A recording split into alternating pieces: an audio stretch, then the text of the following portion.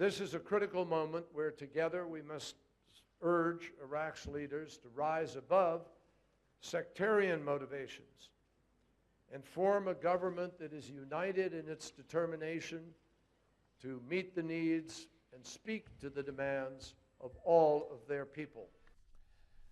Secretary of State John Kerry in Iraq talking, in Egypt talking, and that a statement he made earlier today. But can a new government be formed in time to save every city outside of Baghdad? A critical primary runoff election Tuesday in Mississippi. Can the Republicans convince African-American voters that he is the best man for the job? And before we are all done, I have the suspicion we will all be audit targets of the IRS. Trust me.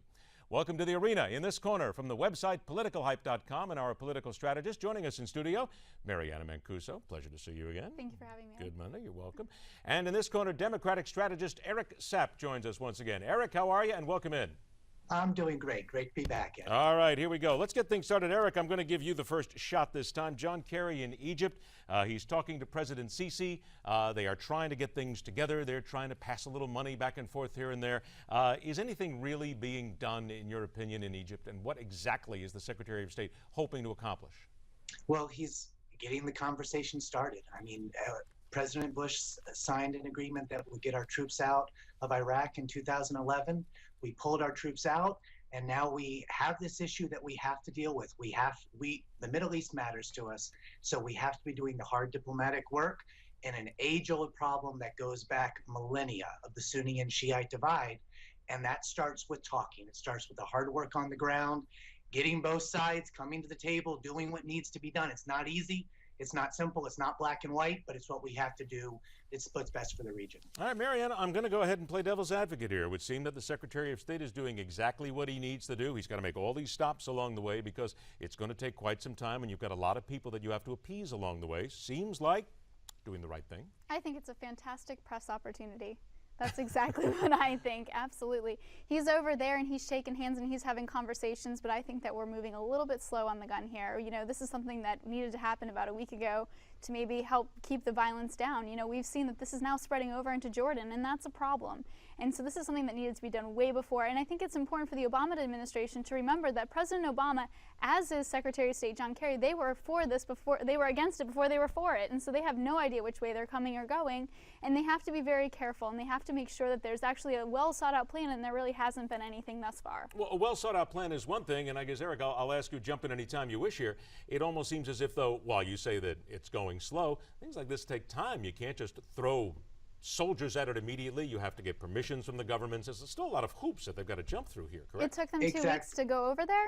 It took them 2 weeks to make a decision that we're going to go over and have a conversation with these people? Maliki had been asked for a while now, and we're just now getting around to it. I mean, that's unfortunate. That's fair. Well, I mean, that is fair. I think it's a little naive to assume that a trip over is the only thing that the U.S. can do. To think that this is the first conversation they've been having, we just know that's not true. I think it's ignorant for the president not to issue a statement on this. We do have to be careful with it, and we can't just jump into this. Maliki is supported by Iran. I mean, we have two sides that this is a complicated issue. You don't just throw all your support behind one or the other. We haven't done anything until this point, Eric. I think you can agree with that. We haven't done anything up until this point. We have just turned a blind eye and continued to do so. And now when the president's feeling the heat, he's going over there. And I think he's going over there to save face and help his approval rating, because that's in the tank.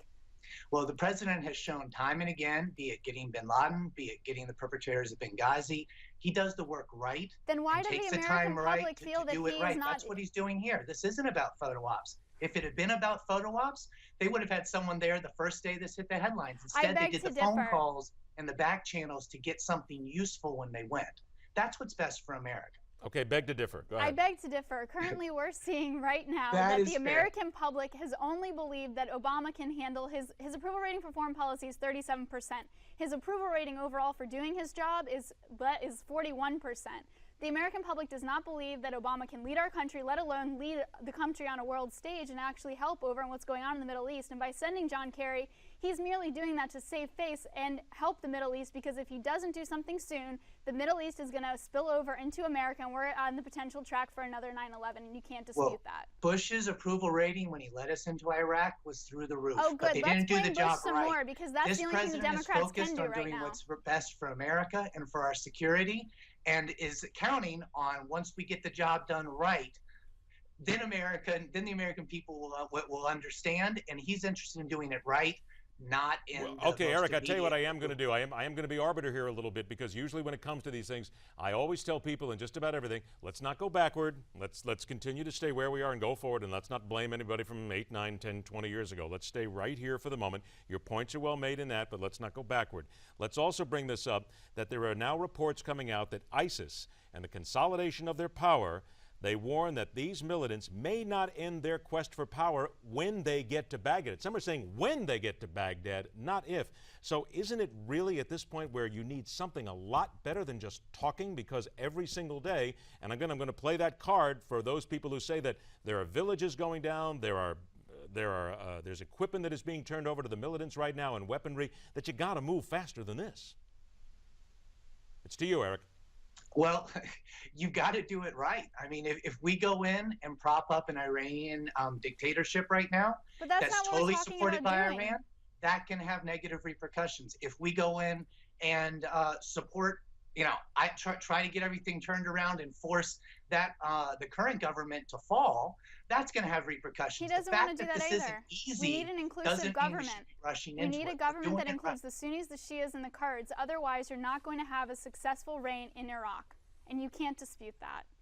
You're right. We need all the powers together, which is exactly what Secretary Kerry is doing. You're bringing these people together. They are creating dialogue. That's the only way we're going to fix this. This is an Iraqi problem. We can't bomb our way out of it, and we can't reinvade and put troops on the ground. That's not going to fix it either. We understand all that, but dialogue and bringing people together. Let's go back again to what we're talking about here with dialogue, and I think it is, fair to mention for everybody here. We've seen dialogue before. We've had dialogue before.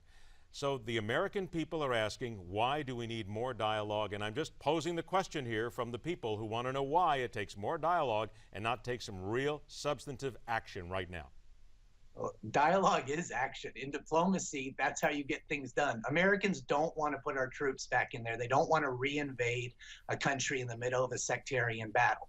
And so our options are, do we rally our allies? Do we get the people that have interests on the ground there, supporting this issue, working towards a peace, working towards a government that's more representative? Or what are the other options? We got, Republicans are big on the criticisms. They've got no solutions at all. They never have. And I think that's a farce, Eric, and I think that that's completely off base and unwarranted. Republicans have been asking for the administration to come to Congress with some type of plan, and so far the entire administration has continued to duck and weave the entire everything. Whenever you have top senators and Republican leaders coming and asking for a solution or some type of plan, because that's what the administration does. They come to Congress with a plan, Congress votes on it, and then we go through it. That's how our system works as a democracy. And they haven't done that. Instead, he sent John Kerry over there. He announced on Friday he was sending 300 troops to go over and make sure that the embassies are okay and work alongside Iraqi forces. But now he's not doing anything. He wants to talk about other issues that have no stake in what's going on in the Middle East. He's trying to pivot and keep everybody paying attention to what's going on at home when ISIS is 70 miles outside of Baghdad. We have to do something, and talks aren't going to help. We're over talks. Talks are so far beyond us right now. And then you listed the things that he has said he is doing and is going to do, and then you said that's not a full plan. If Republicans in Congress are naive enough to think that the President of the United States can map out the solution to Iraq over the next 24 months and give them a detailed plan that they then make public, I think it's naive that the President hasn't had a plan in place when we pulled out in 2011, Eric. That's completely naive for the administration not to have had a plan. The problem is that the administration got caught without having a plan when they needed one, and one should have been in place in 2011 when we left, and you can't deny that. The problem is there was nothing in place, and the administration is now like, whoops, what do we do? Well, the thing is that should have already been taken care of when we pulled out in 2011. Okay, I've only got about a minute left. I have to ask real quick here. I promised everybody we'd get to this. The IRS scandal that's going on. Eric, real quickly to you, about 20, 25 seconds. Can we not admit that somebody's covering up something here? This is getting a little ridiculous now. Well, there is no question that there were mistakes made with the IRS. They shouldn't have done this. But on the cover-up side, they're working with computers that are from the 1990s. So when you have technology like that, things go bad. With that many people, stuff gets lost. The number of documents, Republicans have been looking for a cover-up in a gazillion issues Okay. forever, and they haven't found it. Okay, There's that's not one yours. here. It's a Hang on mistake, not a one cover. sec. Mariana, go ahead. 25 seconds. You can't lose emails, especially in today's society. I mean, that's absolutely absurd that you can't find your email and nothing is there anymore. When you're Technology using doesn't disappear. 1990s technology, you can. That's the problem. No, Well, you but we- can't. Computers are forever. Anything you put onto a computer, it stays there. Whether it's in a cloud or it's on a hard drive, you can pull it out, trust me. I Okay, think and all what you is- viewers know the stuff they have from the 90s is not there forever, and they can't find it. I've and got what a is floppy forever disk right for now? 97 and I can still pull up my papers. Here we go, floppy disk and everything. What is all is we are done right now. Mariana Mancuso, thank you so much. Thank Eric you. Sapp, thank you. Sorry we ran out of time. We'll do this again. We have to do this at least for an entire hour sometime. I think you'd be perfect for that as well. Eric, we'll have you back again. Mariana, thanks so Thank much. you. We'll see you later on this week. Thank you. Have a Stay great with afternoon. us. You too as well, because here on MidPoint, we question everything.